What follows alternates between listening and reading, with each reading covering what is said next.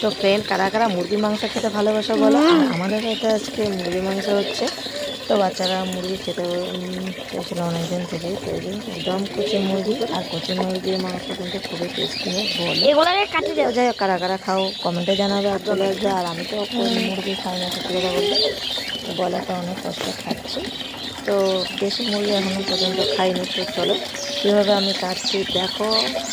আর আমি ফার্স্ট টাইমই কাটছি এইরকম করে, না কাটলে উপায় নেই, তাই কেটে নিচ্ছি। আমি খাটে চলে আসবে আবার, কীভাবে কাটছি খাটে চলে আসবে আবার।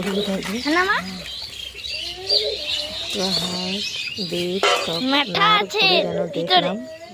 যাই হোক, প্রথম একটা অভিজ্ঞতা তো থাকেই মানুষের।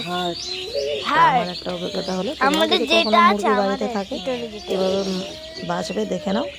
আমি কিন্তু থাকলে তো ভালোই মা। তারপরে গরম জল করে নিয়ে আমি এটা করেছিলাম, মানে ভালো করে এগুলো ছেড়েছিলাম।